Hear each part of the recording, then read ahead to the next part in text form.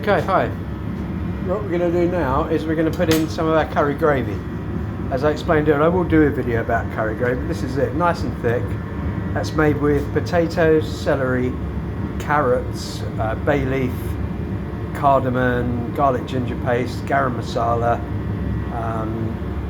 mixed powder, turmeric, and that's just boiled down. Green peppers, loads of garlic.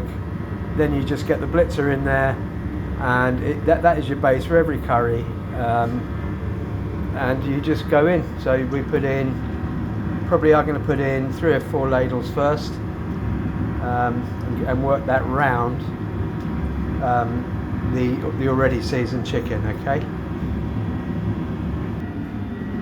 Okay, now there you go. That's got all of our ingredients together. It's just simmering down. What I always tend to do now is put in some coriander stalks.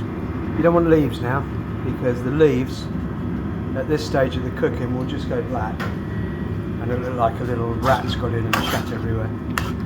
So you get those in. The stalks give it a really nice flavour, and also make sure you taste everything you cook. Okay, a good chef, my God, that's good, will always taste everything he's cooking. All right. Yeah, I know it's all about personal taste and seasoning, but my personal taste is amazing.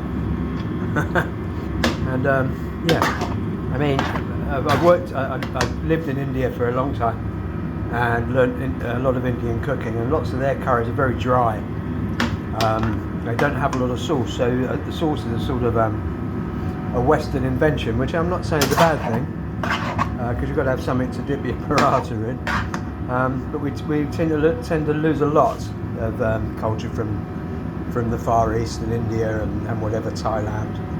I've just, a friend of mine has had lots of issues. Has just taken up yoga and transformed her life. I mean, really, very early days, but transformed her life. So I've picked up on it a bit as well.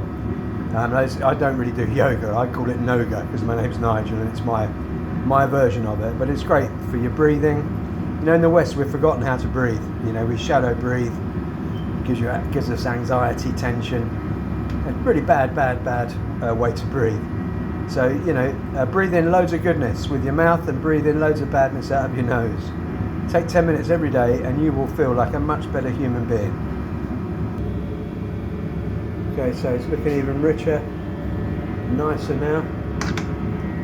Much better, richer and nicer. Oops. It's going to take my watch on my bangle off. The watch is replaceable. Bangle's not. It's coming off now. Okay, all done. Bangle off. Watch off. Ta-da! Yeah, okay. So now, with all my curries, I like to finish with a little spoon of a very dear friend called Mr. Naga. Now, Mr. Naga is a blend of about 6 different types of chili. They're quite hard to get it, so if you want any, just comment or whatever with some details and I can get them to you, some prices, whatever you like. Also going to be maybe very possibly running some cookery courses. At the moment we do them for kind of kids that need a break and things like that. We're working through them, but there's an awful lot of them out there.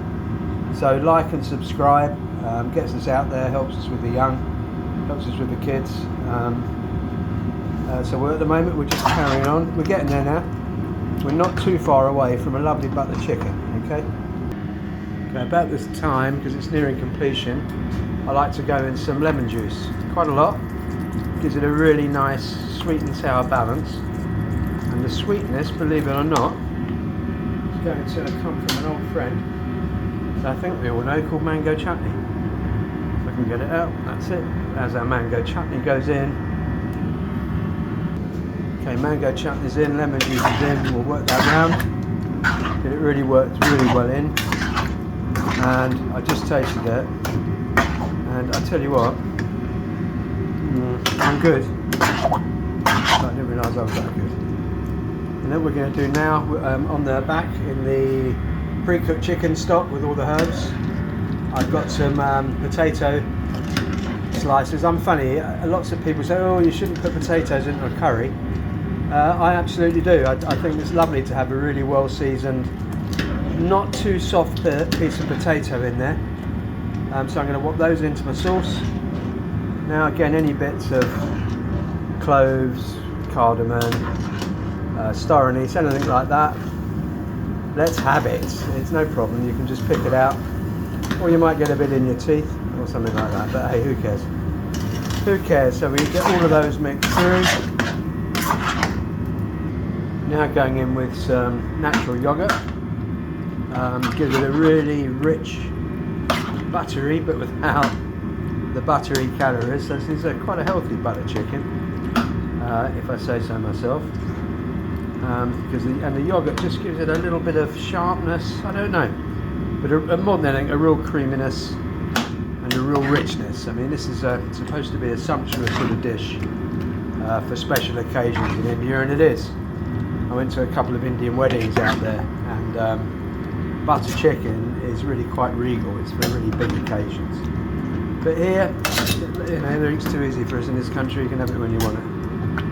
But who cares?